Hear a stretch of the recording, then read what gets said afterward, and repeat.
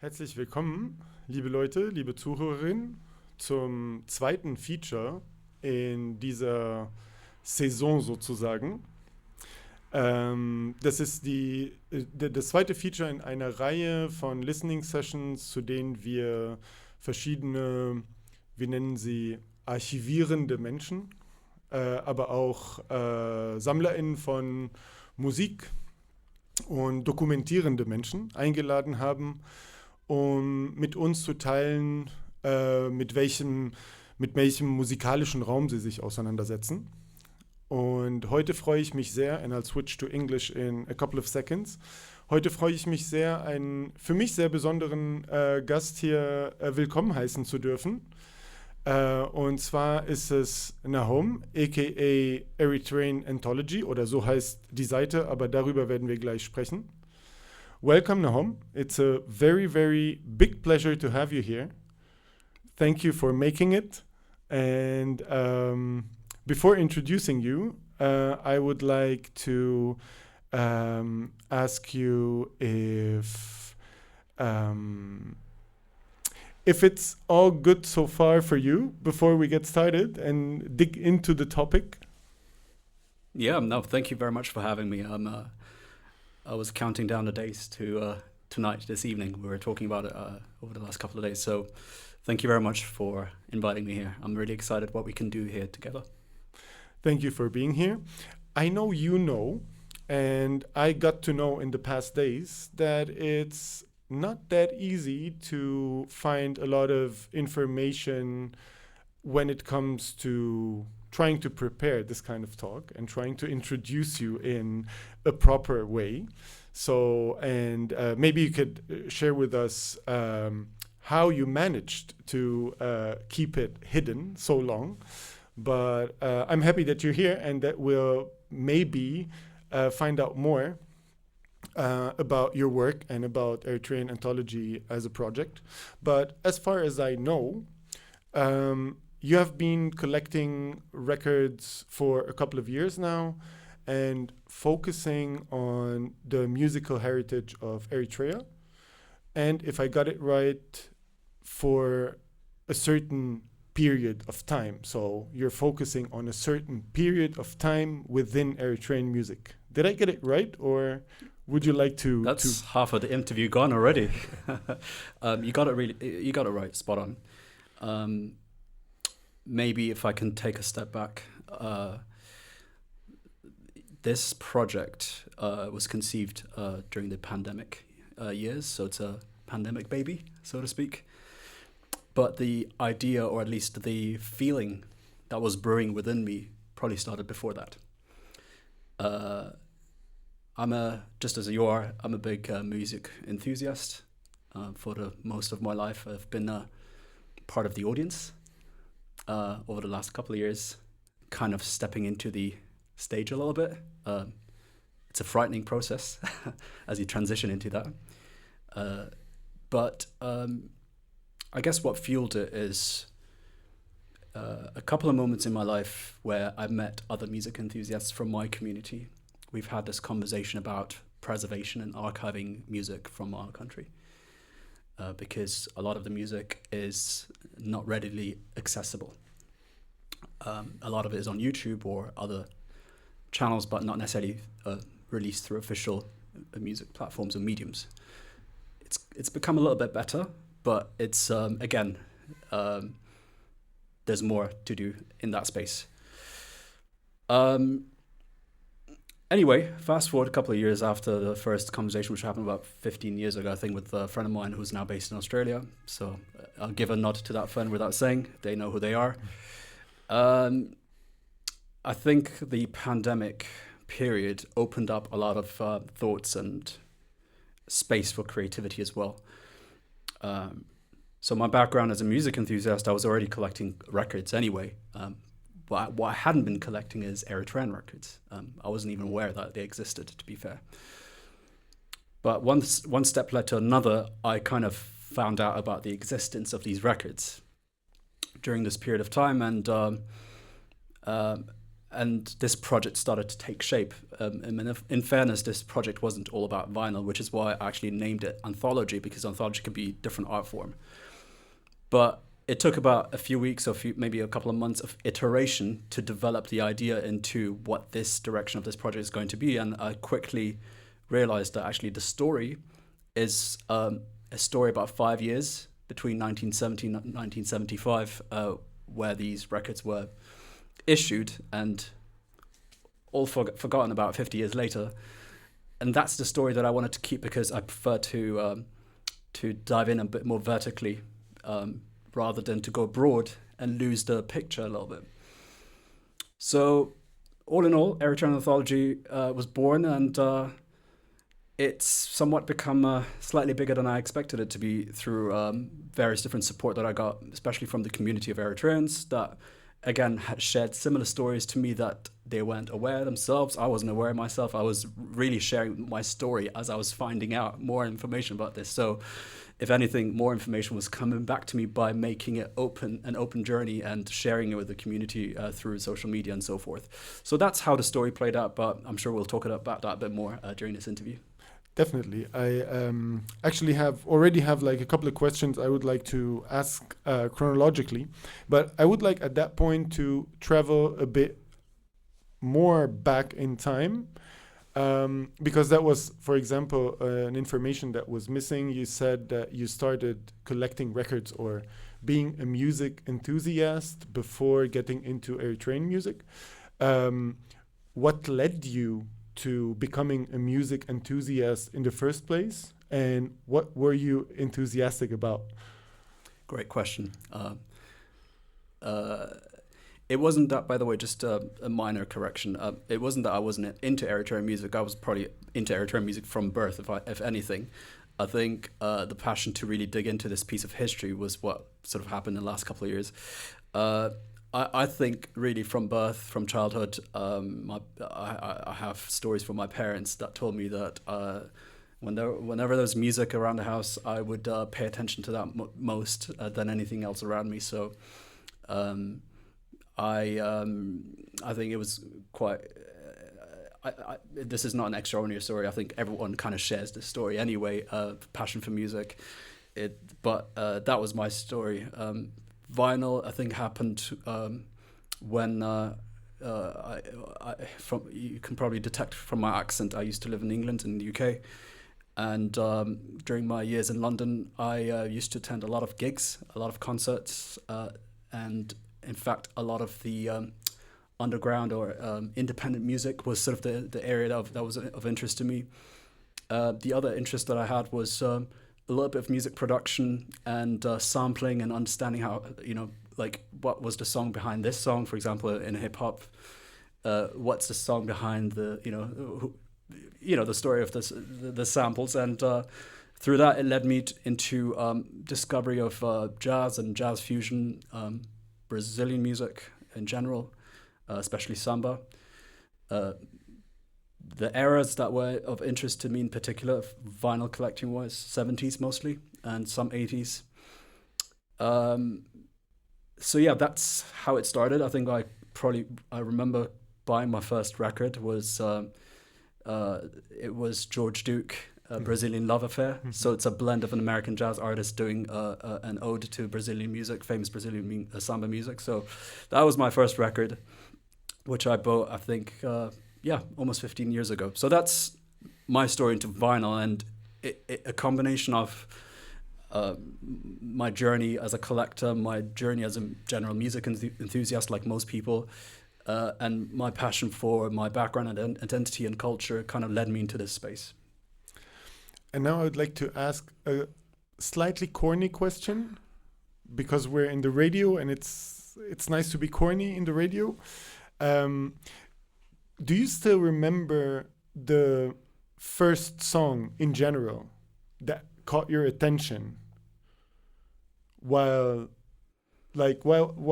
getting into music as a kid or as a youngster or whatever? Like one of the songs that you'd say that I still remember the moment when I heard this song and it was just like, and if you could share the one Eritrean song that caught your attention first. So if you could just give us two examples of songs that got you the moment you heard them. It's a good thing that I've had this question asked before, so I already have the answers in my mind.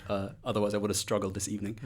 I don't think it was the first song that caught my attention, but it's the one that I have the most fondest memory at an earlier stage that I can remember. 1992 Michael Jackson Dangerous Tour. the entire concert. We stayed up. I think it might have been the German television station ZDF that broadcast a live concert from Helsinki or Bucharest, one of those concerts. That 92 tour was amazing.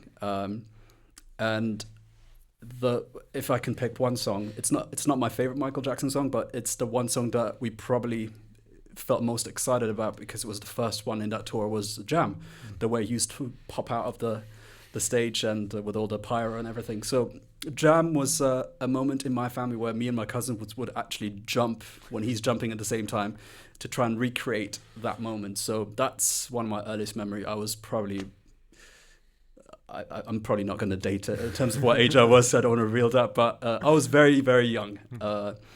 And the first Eritrean song, I don't remember the song, but I do remember the artist. He's commonly referred to in our community as Wadi Tuhol, which means the son of Tuhol, but his name is... Takhlek Flemariam, I think is his name. I'm not even sure because everyone knows him as Wadi Tuhol, the son of Tuhol. He released at that time, when Eritrea was still fighting for its independence, this cassette full of a live recorded, fast-paced Eritrean or of Tigrinya language. Tigrinya is one of the 9 languages we speak. Tigrinya, in the style of Tigrinya music, which we'll hear today. It was very fast-paced and lots of hand clapping. The tape itself is commonly referred to as Fetcho, and I'm not entirely sure if it's the song of the name of the song or the name of the actual album. There wasn't much structure other than just mic in front of him, hand clapping, and him singing with an instrument called kirar, which is a 6-stringed a mini harp. It's just the size of probably this much. So yeah, that's my earliest memory of Eritrean music. Thank you for sharing that. I have a question. I have now 2 new questions, but I would like to start at the point you just mentioned 9 different languages. And your project is called Eritrean Anthology. How do you reflect the cultural richness and heritage of Eritrea while putting together the selections for your sets, or while publishing what stands for Eritrean Anthology? I love this question. I really do, because it's somewhat also one of my regrets in a sense, and I'll come to that as to why. What I try and do is I try to maintain a balance of what's available to showcase, and within that try and maintain a balance of representation within the various different ethnic groups who've made it onto vinyl, as well as a healthy balance of female to male representation as well.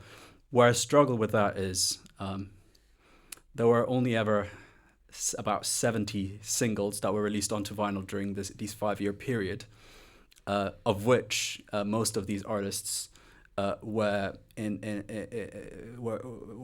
in the cities where the scene was happening, which is probably the capital city of Eritrea at the time, Asmara. And this city is mostly resided over by only a certain group of ethnic groups. So the chances of having all of our ethnic groups represented during this period when our music was being printed on vinyl was very limited. So if anything, of those 70 singles, I think only 2 ethnic groups are represented. But to counteract that, I would say, and this is where I managed to keep a slight balance here is I found some recordings of field recordings recorded by music ethnomusicologists outside Eritrea who came into Eritrea at the time to effectively just field recording of our various different ethnic groups and just pressed it onto vinyl. So I have that, and every time I get the opportunity, I try and at least showcase certain songs and moments from those recordings to showcase a balance of this is who we are. It's not just the two different types of languages, or even more importantly, the rhythm, because music is rhythm, and what you might not understand as a foreigner, perhaps you might not understand that there's a whole lot of languages going on, but what you can identify with is that there's a certain rhythm change from one ethnic group to another, and that's a lot more easily digestible. So that's where I wish our other ethnic groups were represented during this period, and unfortunately for various different reasons, it didn't happen at that time. So that limits me in my ability to showcase holistically Eritrea through the music of vinyl, because it's quite only a limited number of artists got to have their music pressed onto vinyl. Before digging deep into that, and especially into the period of time you focus on, like coming from Beirut myself, where also different communities, in our case, it's not ethnic groups, it's communities due to the history of the city. We have a musician like Fayrouz that, although there are differences throughout the whole country when it comes to culture and music and so on and so forth, there is like this one person everybody can identify with. So that is like the Lebanese thing. Do you have in your bag something, an artist or a record or a song that you would say that's a consensus for everybody in Eritrea, where everybody can relate to this song or to this artist? This is a tricky question, because music can be very subjective. Everyone has their own different takeaway from each artist, each song. Everyone can. Let me see if I can dive in and find out. In the meantime, let's see. This is a tough task that you put me on. I'm sorry, but I was thinking about because when I read the name Eritrean Anthology, I found it super complex. Like the name already opens up 100 doors at the same time without closing any. So usually we tend to simplify things to try to understand them. But you went for the whole thing. So that's why I was trying to, I found like a huge richness in claiming that and in reconnecting everybody to this claim. And I was wondering, not really having knowledge of Eritrean music, if there are things that you would say, this stands for a lot of people. Or I know when I play this record, 99% of the people of the community will know. Yeah. By the way, thank you for that comment about the stature of the project, and for me, honestly, the intention behind this wasn't really to come across as some expert, and rather for me, it was a space where I could allow for traffic of information to come through, and for me to really cascade it forward.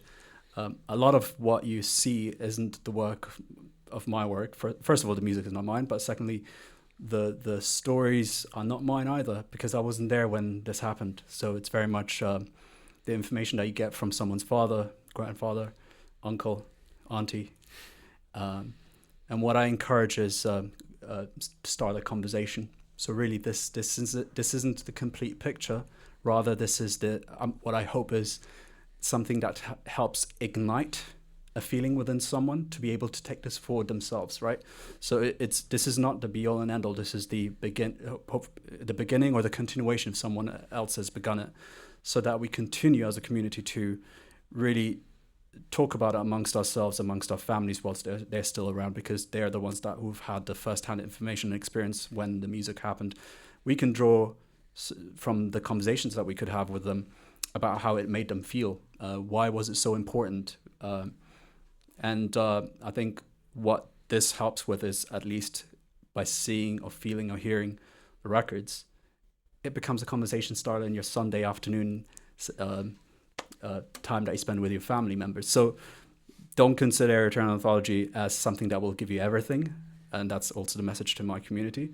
And rather, hopefully, this is something that will help ignite something within you so that you can have those moments with your loved ones whilst if you're able to share back anything, then we're obviously grateful. If you want to engage on the platform, brilliant, because then we're able to cascade it forward to the rest of our followers.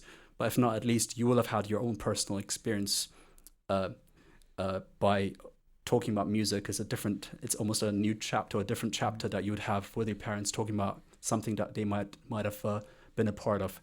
So that was the essence for me. It wasn't to necessarily be the all complete story. It can't be.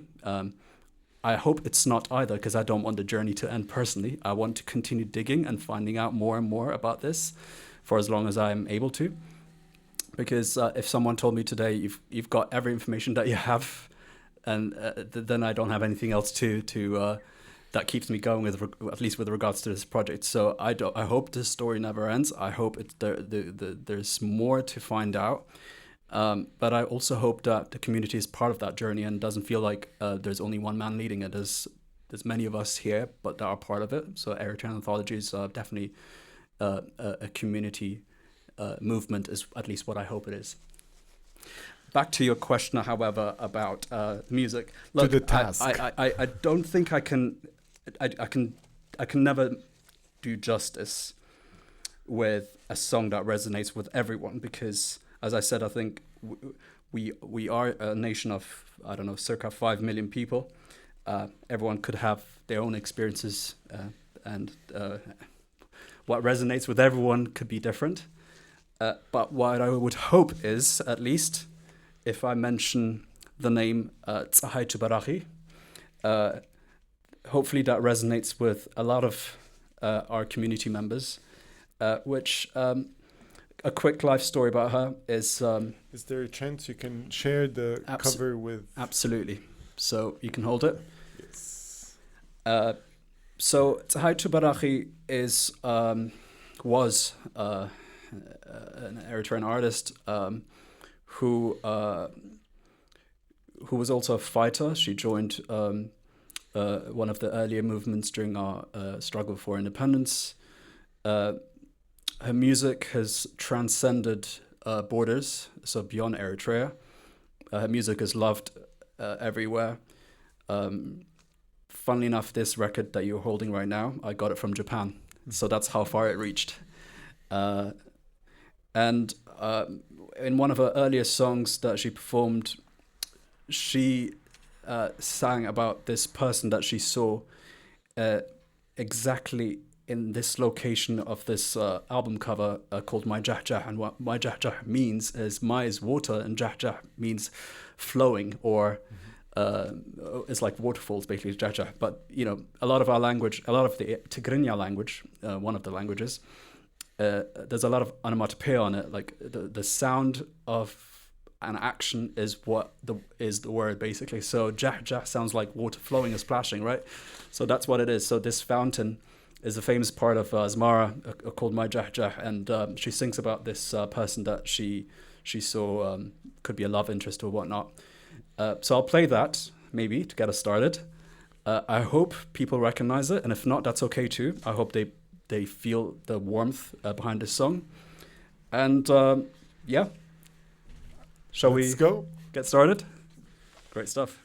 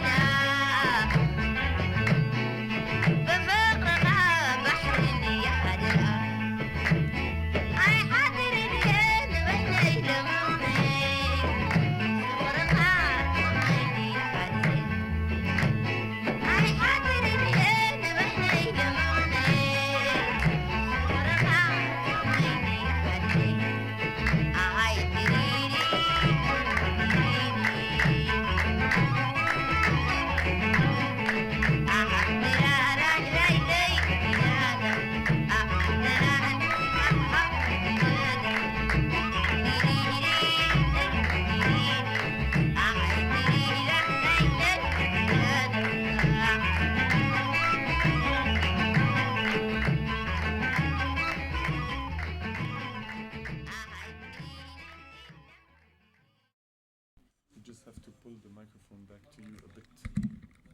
Yeah, that's good. Yeah, so thank you for sharing. Would you mind sharing the name of the artist again and the name of the song we just heard? Yep, so that's ፀሐይ ትበራኺ ab my ጀሕጀሕ. It means at my ጀሕጀሕ, at the fountain. This was released in 1973 on record.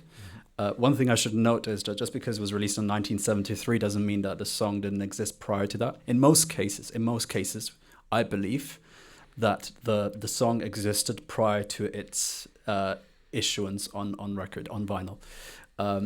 The reason is because in those times, the most regular way of bringing music to the public was live performance. It wasn't studio recording. So it's not in the way that we see music today being released, where you make a big fuss about it to say it's coming out now. Nothing like that. And there's other music as well within my collection, within the vinyl era, that also was passed down generations. So folk music that was probably, that dates back a couple of decades prior to being re-recorded under new arrangement and pressed onto vinyl. And what's unique about this record, I should also add, is that during the early 70s, not many records were issued under record labels within Eritrea, and rather a lot of our artists had to go to Ethiopia, to the neighboring country, to go and have their music recorded, and the recording of that would actually go to India, Kenya, or Italy, to have these pressed onto vinyl. I don't believe Ethiopia even had a vinyl pressing plant for a good period. So a lot of the recordings on vinyl was either pressed in Kenya, India, and sometimes in Italy as well, with some of the labels. But this one, so I can tell you where this was pressed. This was pressed, well, funnily enough, it doesn't say. Well, there you go. In Greece. This one went to Greece. What's unique about this record is in the early part of 70 to 72, a lot of musicians went to Ethiopia to have music recorded. They saw how music labels operated. In 1973, one of the Eritrean artists by the name of Tewolde Rada, another big name in the Eritrean music history, he took this knowledge back to Asmara and in Eritrea, and he created his own label under the label name Yared Records. So this is why on this record you'll see a Y standing for Yared. You'll also see Yared on the top of the label as well. That was his music shop and label, and he released 6 singles, including his own, with 5 other artists, and that. Following that, a few other boutique labels, so very small-sized music labels, also were started to pop around Asmara as well. So again, it was the start of music labels in Asmara between 1973 to 75 as well. So it was a really interesting period of learning and then adopting and then really just moving forward with actually making music happen onto vinyl. Nothing is written, so a lot of it is with a caveat, in a sense that you can draw conclusions based on what the information that you have on the record. You can kind of piece the stories together through anecdotes. But if anything I say is not entirely correct, then I also would love to be corrected as well. So I just want to say that. Yeah, thank you for sharing that. I would like to go into this period of time that you're focusing on or you're stating. I was wondering, while trying to find out more, why especially this period of time, like 70 to 75, where the country, and excuse my historical lack of knowledge, where the country wasn't in a situation of calm and prosperity, and adding the information that people used to go to Ethiopia to record their records, where also the how do you say relationships between Eritreans and Ethiopians at that time was not all cleared. Um, do you know the reason why, especially this period was the period where music got recorded and these labels came out? Honestly, I honestly don't know the answer to that question, but the music recording started not with vinyl, but with shellac. Shellac it looks like vinyl, but it's a bit more brittle material. If you hold it, and you got to really hold it carefully. I think it's the size of the one. It's not the size of the tiny records that I showed, but slightly bigger and almost as big as the normal vinyl size that we see for albums, and thicker. Shellac recordings, whereas early for Eritrean musicians were found as early as not the late 1930s. Now, what was recorded isn't entirely songs, and rather it's just a recording of traditional music instrument players and poets and spoken word artists with a mic. Mm-hmm. Solo mic performance, record that and press it onto shellac. That's as early as 1930s. Then in the 50s, post the Italian colonization, which lasted up until the 40s, you still had quite a significant number of Italians who lived in Eritrea during those times. They used to have performance sessions and concerts in various different places in the capital city of Asmara, and through which actually some of the recordings of their performances, live performances within that, were taken back to Italy and pressed onto shellac as well. So you've got music that happened in Eritrea that was pressed onto shellac in the mid-50s as well. So you can see the evolution starting off music recording. So why the early 70s? Don't know why specifically that era, but what led from the 50s onto the 70s is you had the music, live music booming in hotel bars and in theaters, again in Asmara, where lots of bands were performing live to audiences. And actually we had this American military base station in the city that was emanating a radio station that covered music from the 60s and 70s, American soul and funk music.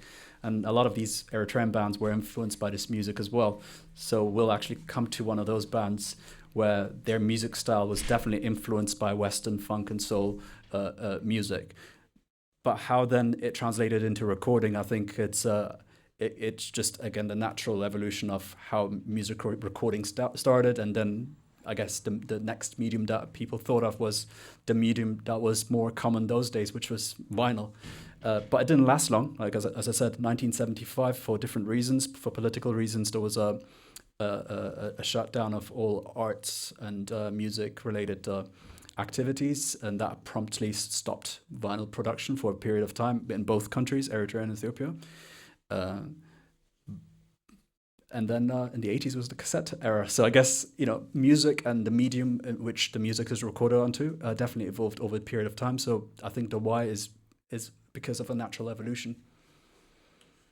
Okay. And yeah, thank you. Because I was thinking about the fact that during civil war in Lebanon, that was the period where nothing got recorded anymore.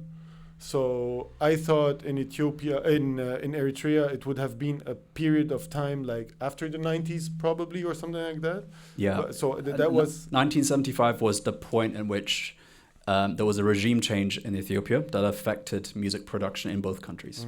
Okay. Yeah. Okay. Thank you for at least vinyl wise, and then I think by the time that it resumed, we were already on the cassette era. At that point. Right. Yeah, thank you for the clarification of this point. And there's another question linked to also to this period of time and to music production in this context, when I read the name Eritrean Anthology, I asked myself, is it linked to, and correct me if I'm wrong, is it linked to national borders, or is it also, or does it also reflect the artistic endeavors that were ignited in the diaspora? So what was happening in the 60s, 70s, and 80s? I know it's a broad question, but does Eritrean Anthology also reflect the diasporic movement of Eritrean artists in this period of time? The project really started with this finite period of 5 years between 1970 and 75, where these singles that you saw in 7-inch format, that was the focus. And I think as you happen to dig in and more information, obviously you follow certain artists and you follow their story. Naturally, I found some artists that also left Eritrea during this period and issued music in Europe. And luckily, some of those got also pressed onto vinyl. So, of course, I had to find out, and I had to try and secure them, and I did. And that became part of the story as well. So it didn't quite end the story didn't quite end in 1975 in terms of my research. I think it's a little bit more beyond that. In the way that I celebrate this music, and then whenever I get the chance to play in front of people, I try to bring a blend of the music from 1975, from the 80s. There's a handful of LPs that were produced in the 80s. There's one 7-inch record that I recently discovered existed in 1989, that someone in the internet kindly reached out to me and said, hey, do you need this record? Because it feels like this is befitting to your project. So thank you very much. You know who you are, for proactively reaching out to me and offering me the record. And there are, again, a handful of records that were issued in the post-90s and 2000s era as well, centered around music that's of Eritrean tradition and origin. Then on top of that, you've obviously got artists of Eritrean heritage who are doing great things in the diaspora, in where they live, performing in the styles of music that they really enjoy and support. So I think there's a lot to cover. You can only try and keep it finite. As I said, I think I really need to ring fence the project so that I can be more focused on deep diving into the certain topics that I'm really interested in, rather than trying to be the discography of every Eritrean music's work, because that then will be again, it just takes you to a different direction. Maybe one day I might look into that. I do have some music from Eritrean artists who perform in different styles, in rap, hip hop, broken beat, and so forth in my collection. It's not necessarily part of my current project as we speak, but never say never. Maybe there's space for it one day, once I've exhausted the main part of my project at least. Well, I have a short personal question at this point that is actually based on my experience. So feel free to answer this question or not. When I started researching Lebanese music and looking for music in Lebanon, I remember going from the flea market back home and showing the records to my mother, and she was like, always, what are you looking for? That's music we used to listen to in the kitchen. Why are you so mad about it? Why are you waking up so early to go to drive that far to bring this back home?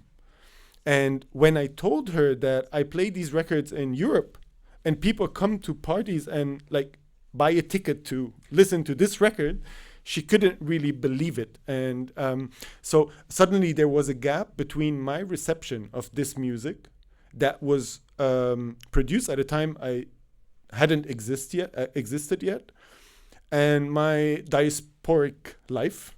So I noticed that living in the diaspora brought me nearer to this culture and made me appreciate more where I come from than when I was there. And now when I talk to my mother, for example, for her, it's just like I have other problems than just looking at that.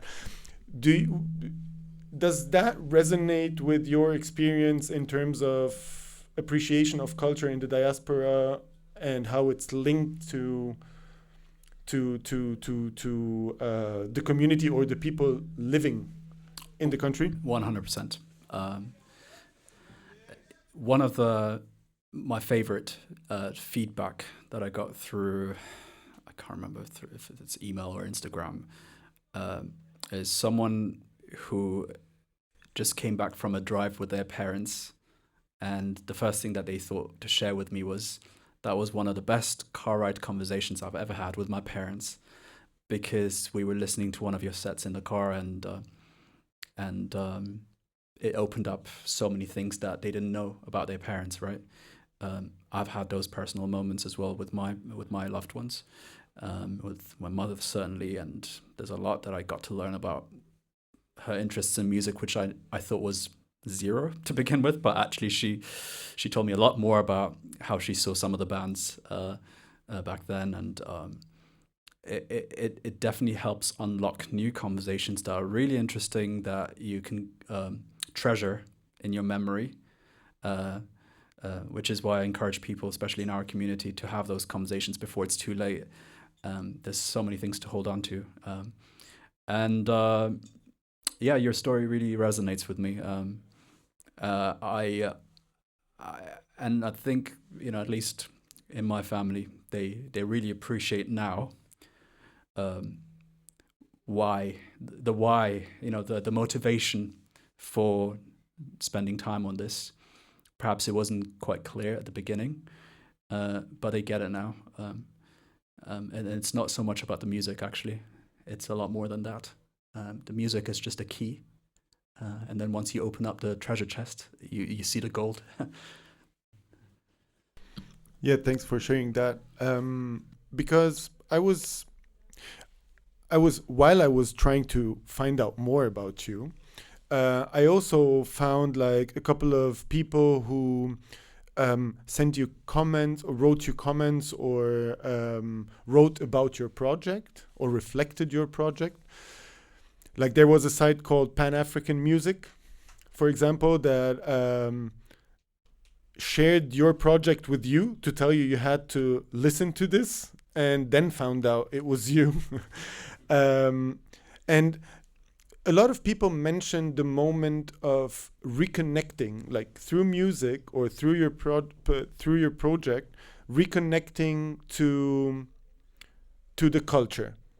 And I was trying to find out, because I mentioned Fayrouz earlier on.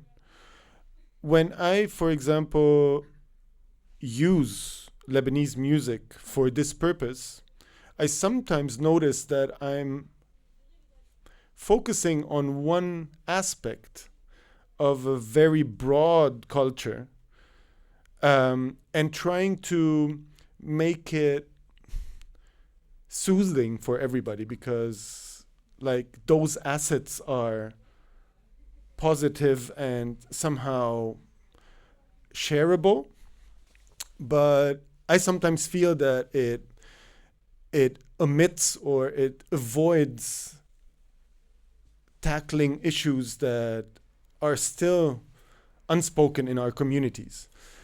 Is there within your project, was there like a part of the nice car discussions sometimes, discussions or reflections that were a bit critical of the picture, when you call it Eritrean Anthology, of the picture transmitted through the project? Not from the commentary that I heard. However, I'll share a little bit about my journey into the project. no project starts with a clear idea about what the destination is. Perhaps maybe the destination, but perhaps not the how still is sort of in the formation. And I think I learned a lot about what I wanted to do, what I wanted to focus, not from day one, but as I kept getting the feedback from the community of not just Eritreans, but also the regular music enthusiasts like everybody else, who was just equally invested in this story. So one of the ideas that I had was maybe I should reach out to those artists if they're still alive, if they're within reach, if they're happy to talk. You think about different ideas, right? Whatever lands, and then you pursue. I found the journey that it was maybe I was looking at it from only my perspective and my needs and the needs of the project, and I wasn't really thinking about, do they really want to go back 50 years and have that conversation? Are they at a point in their life where they're healthy and happy to be open to be reached out by a stranger like me, and things like that? So I consciously decided not to take a step forward in that direction, just because I felt that there's other ways to communicate with them without trying to get their phone number, without taking space in their lives. So my way was actually had the great opportunity to be on a platform called My Analog Journal, which I think you know about.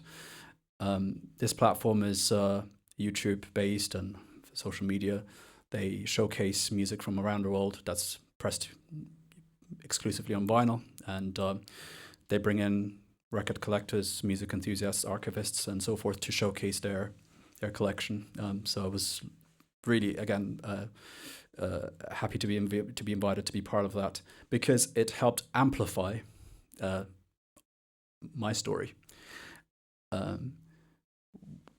One of the ways that I thought that I could reach out to these musicians was to put work like this that's on demand and available through these mediums, so that it could almost send smoke signals to them to say your work is appreciated and loved by someone that's an entirely new generation.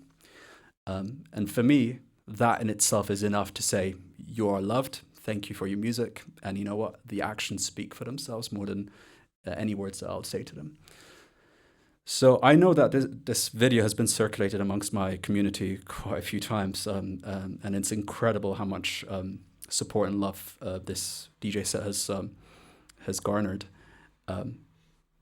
If by any chance it's got to them, great, because I think seeing that their music is still relevant today is a way of sending love. If not, that's okay. You know what? At least it's available for who wants to see it. It is actually one of the reasons why I wanted to come here. I don't really do public speaking a lot on this topic, but I felt that this was a really cool space to do it and to share my story, to share the story of my project in this way, so that you get to hear the motivation behind why I'm doing this, so that you can piece together some of my work and why it's drawn me in that direction. I would like to go back to the corny part of our discussion, if it's okay. Talking about starting journeys and going back to the corny part, is there a song or a record that you would describe as the start of your journey, or something that ignited your journey on a musical level? And it would be amazing if you could play this record for us and tell us maybe like the story behind the ignition of that this record caused in you and for the project. There are two records, in fairness. But I'll start with one really quickly, and maybe we can quickly swap over to the next one. The first one, I tend to play that as the first song in any DJ set that I record. if or even potentially when I play in front of people, if it's in a listening session format. Till this day, nobody knows publicly why I do that, but in many of the recorded sets that I have on YouTube and elsewhere, that's the first song you'll ever hear.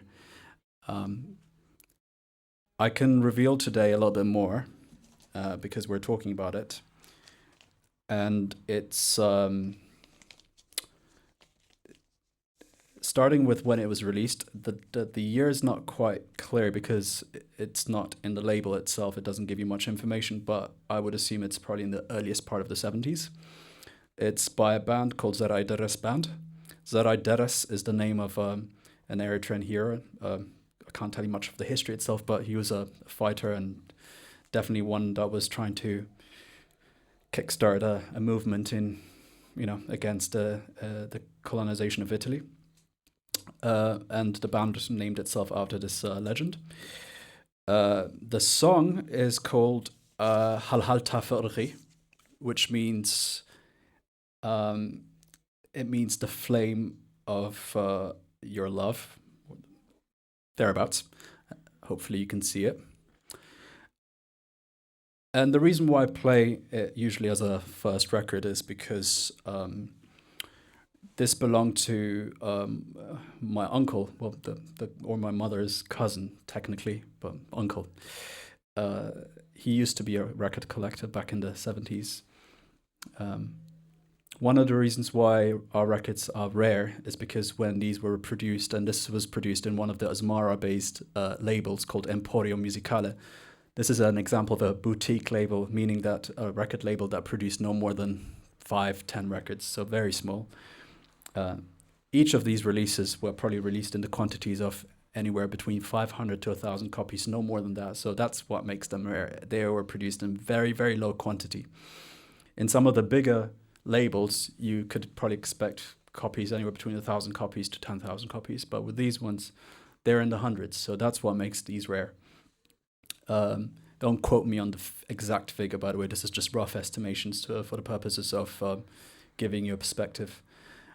So yeah, this is really in tribute of him because this is probably the only record that I have in my collection that came from within my family.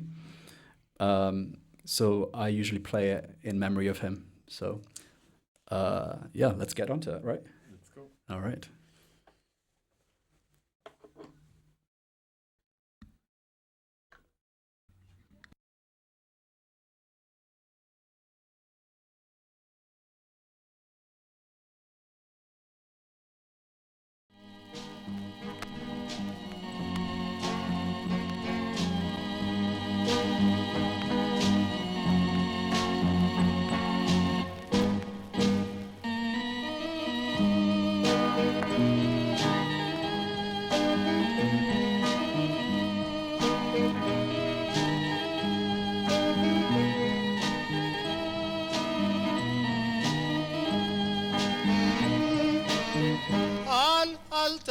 فغرخي فغري دقاتلني لبي سكيات كوينو مقبي ناعخي كذكر نبعاتي سعرني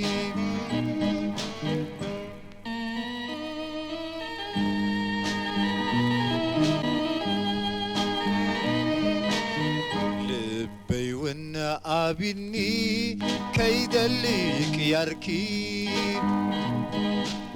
يموري زورني كحسب أخي أنا زي كون اللي فتم بزيك أخي.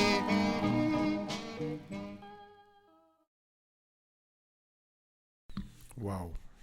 Thank you. Thank you for sharing this one.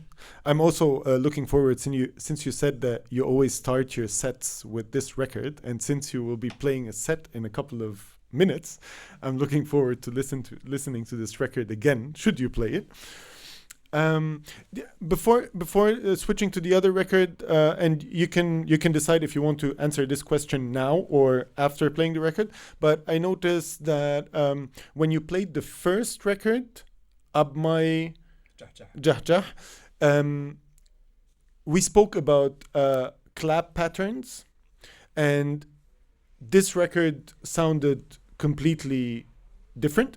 And I was thinking about, because you said that not all ethnic groups were or had the chance to record their music because they were not living in Asmara at that time. Um, are there different music? I don't want to use the word genre, but are there different music movements that you would categorize within this period of time? Absolutely. This is the perfect example of what I was saying earlier. Music influenced by Western music. So this is influenced by very much jazzy, R&B, not perhaps funk, probably soul, right? Yeah.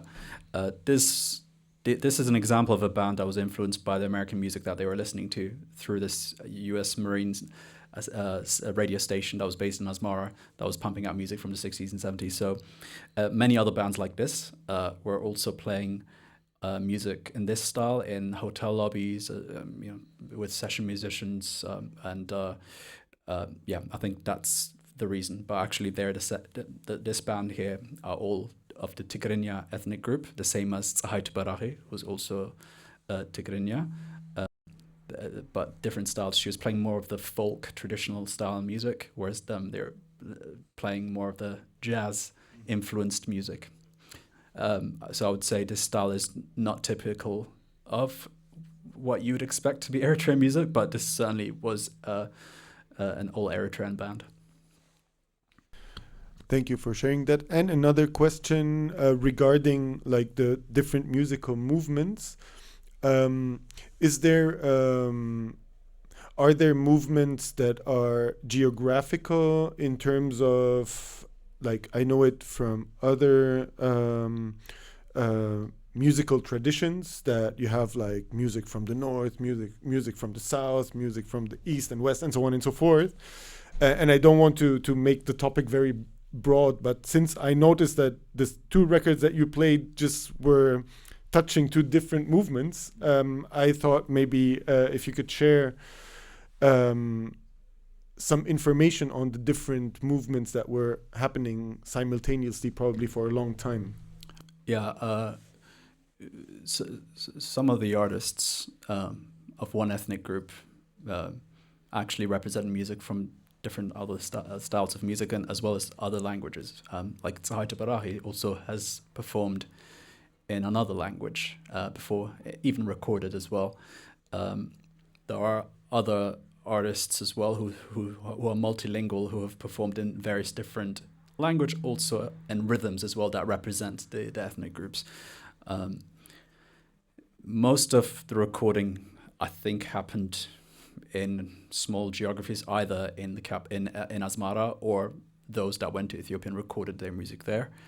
But I would say, I think of those 70 singles that were released in those 5 years, maybe only two or three ethnic groups were represented. But in terms of music styles, what you'll hear is, and you'll definitely hear it play out in the DJ set, you'll hear something that sounds a bit more soul and funk and jazzy in the way that you just heard.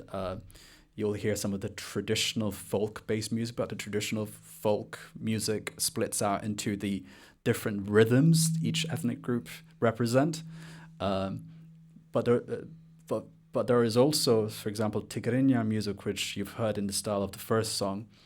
There's some Tigrinya music that also sounds like other ethnic group rhythm that is carried by other ethnic groups' rhythm. So, it's all intertwined to a certain degree, which makes it interesting. But as someone, let's say, an untrained ear, hopefully there will be lots of surprises for you when we get to playing some of these records. Yeah, thank you. So excuse my me being so annoying with my questions, because you wanted to share a second record, and I think everybody is waiting for the second record and telling themselves, why are you asking so many questions? Just let him play the second record. We want to listen to the second record. So please, if you feel like, because now I'm getting worried about the second record as well. Yeah, so just a little background on the second record. And again, this is a big thank you to the person that knows already who they are. This record was given to me. Thank you. So this record was given to me when I was probably around day 50 of Eritrean Anthology. One of my friends asked me to jump on a Zoom call because this was during the pandemic, to say, hey, I've got something to show you. And what he decided to do was he put himself on camera, and suddenly he's holding a stack of records like this without sleeves, like a stack of pancakes. Sorry that I'm saying that, my friend, but I'm going to describe the way that he showed me. Like a stack of pancakes, probably not the best way to hold records, to say, these are from my dad, and I've had these for a lifetime, and I didn't realize I was sitting on a pot of gold. And thank you, because of your projects, now I realize what I'm holding, right? So firstly, I was like, no, why are you holding it that way? You know, that was my instant reaction. But secondly, I was like, wow, that's amazing that you've got, 20 odd records from your dad, all originals. There's no reissues, by the way. This is all original stuff. Then I'm keeping his identity, but at least I'll share everything he did for me, which is he had a duplicate, and he asked me whether he had a couple of duplicates, and he asked me which one I wanted, and I said, I want this guy here, because actually he's one of my favorites, and on top of that, he resembles my uncle. So I've always loved him for various different reasons, not only because I love his music, not only because he's really a musician's musician. He plays the guitar. He's an amazing guitar player, amazing lyricist. He combines traditional music and as well as modern music. He's really an innovator in all the sense, and also he looks like my uncle, so really feels like my uncle, part of my family. So long story short, this was my first ever original 7-inch vinyl record, even before my uncle's record, because I had this one actually. I had this fetched by a family member, so it took some time to find the other record that I played you. So this is the very first one that I held, and really ignited this instant passion to want to chase every single one of them afterwards. So without this, I probably wouldn't have started chasing all these records. It would have been just a research project.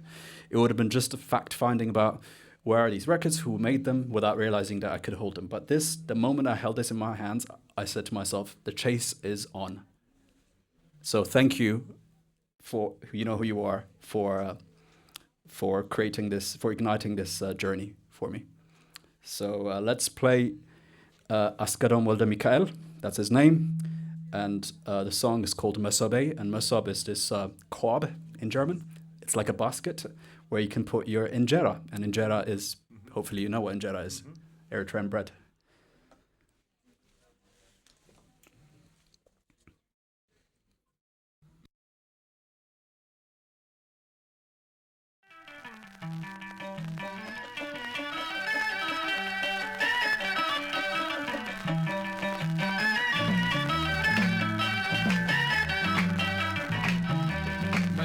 مصوبي مصوبي حتلمي ناي سدرا صدقة ناي ديتا تلمي تبغ زحب رخي شوهات نزتمي جزي خوي نمبس خدو تحدمي مصوبي مصوبي مصوب قرقي صدقة سدرانا ناي بحكي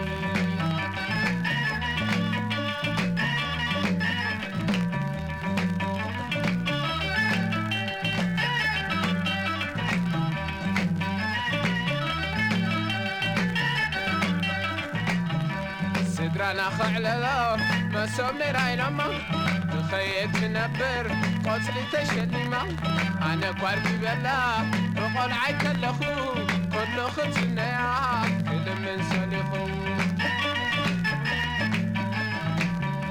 ما سوبي ما سوب دركي سبغ أسكرانك خير حكي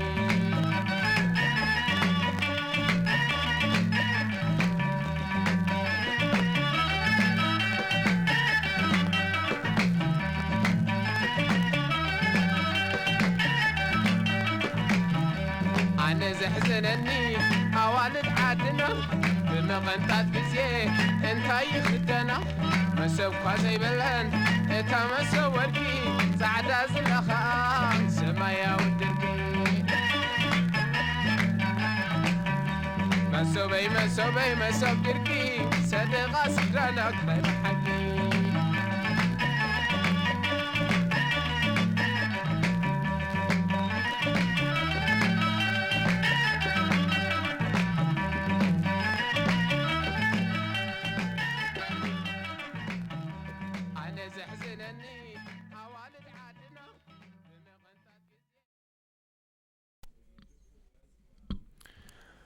Thank you.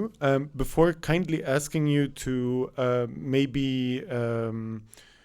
tell us again the name of the artist and the name of the song, I wanted to also ask you a question because you just mentioned Injera. To talk about a project I heard about, and I'm not sure in which way you're involved in, called Inje Radio. So I don't know if you were a guest there or if you're a founding member, or so if you'd like to share more information, please feel free to do so because I'm interested and you dropped Injera, so now it's actually your task. This was completely unplanned, but what a great segue. So Injera Radio, or Inja Radio, is founded by myself and a friend of mine, a music friend, a friend through Eritrean Anthology, I should say, who is also equally another record collector called Alex.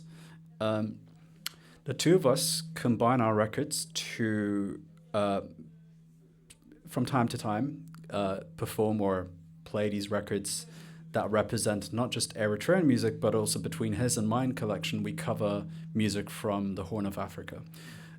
The reason why this is a nice blend is sometimes after playing the 70-odd records that you have, and by the way, half of them are unplayable, so you can only play half of them in a live setting. It's an extension to the project where you can exercise a bit more creative muscle by adding music from other countries. So we trialed it once in Zurich to see if it would work out, and we actually, it starts with, did we have fun? We absolutely did. Did we want to do it again? We did, and we've taken this duo project to quite a few places, and it works well. It works well because it doesn't make sense to just take Eritrean music with a limited collection unless you really want to focus 2-3 hours on just having a listening session on Eritrean music. Whilst if the environment is not of a listening session nature, then you really need to have different blend of styles of music that you can work with to be able to see how the crowd is reacting and respond to it. So we felt that encompassing music from the Horn, by the way, strictly vinyl, so we're just vinyl heads, so that's why it makes it difficult for us to have with a limited pool of Eritrean music, we needed to extend it. So we thought, hey, we already have a collection of music from this region.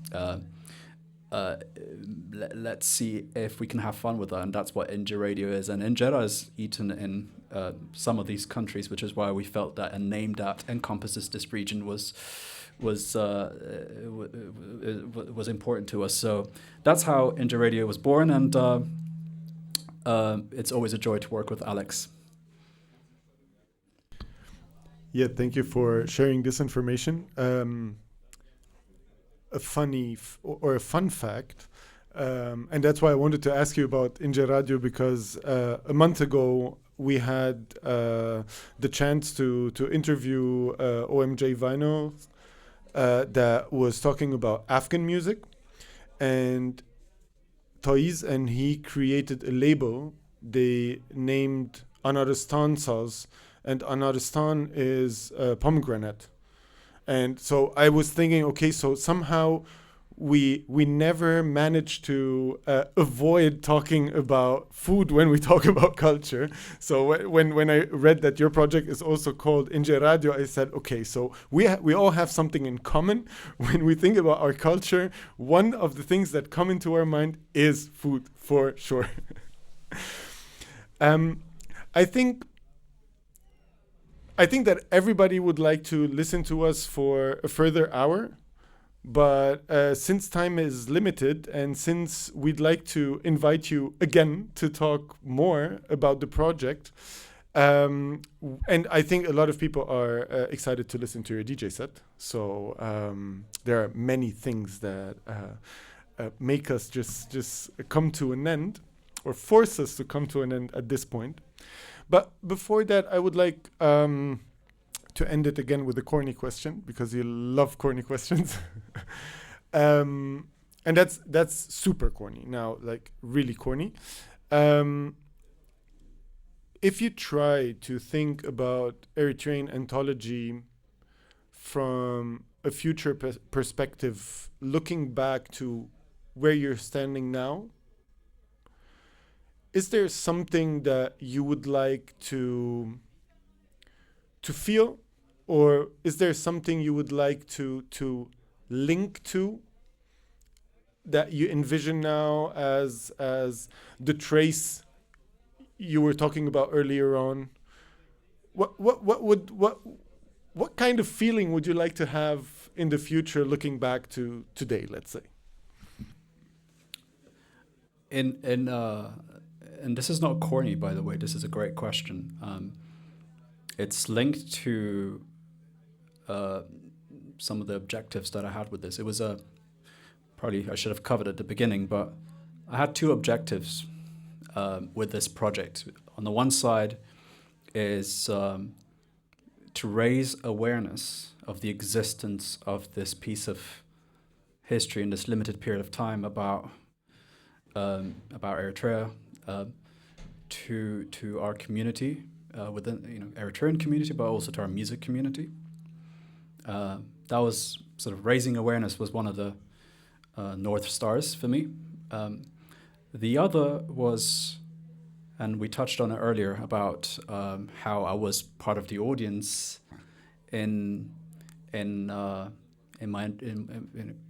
time attending gigs and concerts and just being a music enthusiast and collector of music. What I saw was this trend of revival of African music, and obviously I loved it because it got me connected with music that I've never heard before, music that I really enjoyed listening to, especially from the past that's getting reissued. But within that space, I saw very little space for a conversation on Eritrean music. I say little because there has been some work around it, and I want to acknowledge it. And there is one record that's been reissued back in 2017 by a music label called Domino's Sounds in collaboration with Mitmita Music, focusing on the work of Toel Dereda, who's the label owner that we talked about, of Yared Records, actually. This is also a Yared record release.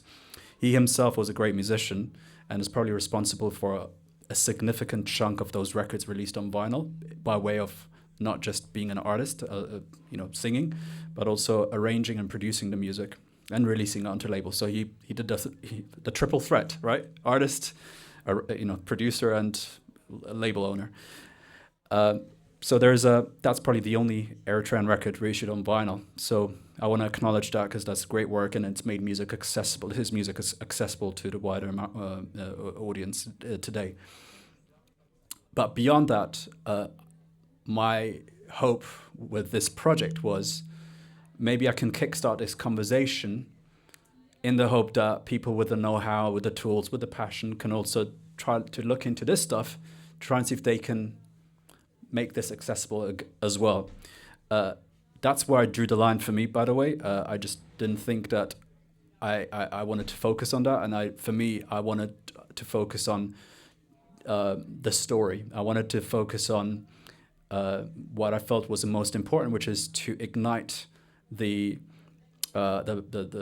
conversation within our community so that they can have the download moments with their parents, with their loved ones, to really draw the stories that's more personal to them in the way that I had the opportunity to do so, because it's important, because those conversations will never be there available for us after a certain time. So that's where I felt I wanted to play a part, which is why I wanted to make the music accessible via platforms that such as yourselves, who can enable that, so that people then can listen to it in their own time with their families and have the conversation. But in a few years' time, what I would love to see is maybe, we will have a couple of reissues, or at least music being remastered, good quality, recognized on the world stage, where Eritrean music is just on par with any other African music that's being listened to today. Starting from the past, obviously, I'm focusing on music from 50 years ago. It doesn't have to stop there. This is a relay race. Somebody else can also take on the baton to take a look at music that's happened in the 80s and 90s. I want to shout out a project that's doing that actually today quite well, and remarkably well, focusing on cassette tape era, called Tezes Tapes. You should check it out. Bringing these stories that are really buried currently is what I hope to do in order to make this music more recognized. So in 5 years' time, if we have more records available that we can play more cleanly, if people can recognize it as music that represented a part of a world that perhaps didn't get the opportunity to be seen on the world stage, that's what I hope for. But I think, playing back to the personal stories, if people can have those personal moments and actually have their moments where they can learn a different story that they haven't heard before from their parents, that's equally what I wish for as well, for people, in a way that it's happened to me. Thank you for sharing this thought. And I forgot to ask you one question, and now I kindly ask you to be a bit more patient, because I need to ask this question, because you mentioned it earlier on and I couldn't stop thinking about that. When you were talking about reconnecting to stories and reconnecting to culture, and how culture lives on through storytelling, I think, I'm not sure if that was the exact sentence, but you said that music is one part of a cultural heritage, and that there is a lot more needed to somehow really reflect such a rich heritage. Have you ever thought about broadening or opening up the project to integrate more or other artistic and cultural assets apart from music? Or is that the relay you're waiting for, that somebody else takes over? When I started a project, the idea was this much, which is why I called it Anthology, because I just thought, hey, I'm not quite ready to commit to a name that's going to be restrictive, so I called it Anthology. So what that does is it really does open up for a potential, should I choose to expand beyond what I focus today, which is vinyl. That said, right now, I would much prefer it if I was to be a consumer of somebody else's research rather than to take it on myself, just because I think it would allow me to have the space and time to take this even further, because I think I've started, but I haven't finished yet. So I'd rather focus on going, again, deep into this topic. Who knows? I don't have a particular goal, which I don't want to come across as goalless, but it's just because over these couple of years, this project has already gone beyond my goals, overwhelmingly. A big part is the community response, so thank you for that. But at the same time, I think there's still more to find out in this regard. So I'm going to stay on my lane if I can, don't be surprised if I do overreach maybe sometimes, but I'm gonna try and keep this scope as limited in order to go more deeper into this. And I really have been enjoying the emergence of other projects in similar veins in arts and music that have equally inspired me in the way that I've been able to now learn from them, from their journey. And that's equally as exciting to just watch other people flourish in that space. So I'm not prepared to occupy other areas other than the space that I'm operating in today. Thank you very much. Thank you also for your patience and for letting me ask this last question. Nahum, it still is a huge pleasure that you visited us, that you're here.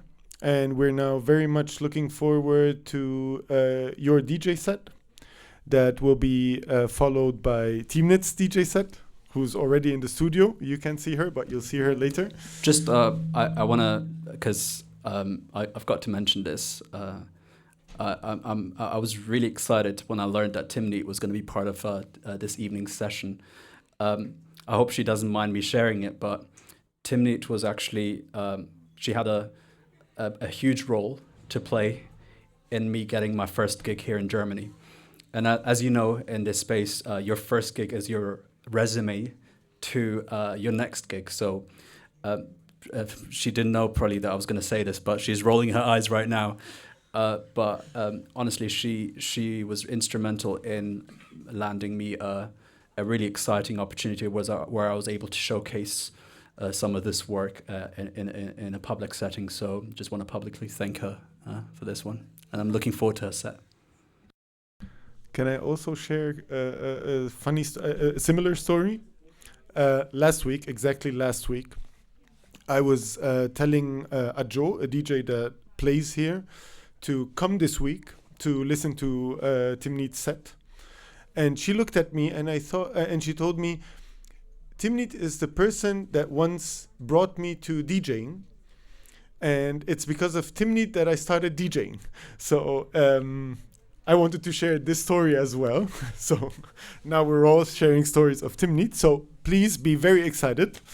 We're a bit off schedule, but we needed to do that. I hope you excuse us. So we're gonna have a very short break before Nahum, aka Eritrean Anthology, plays a DJ set we're all looking forward to, and after that we'll be joined by Timnit. So stay tuned and see you in a couple of minutes.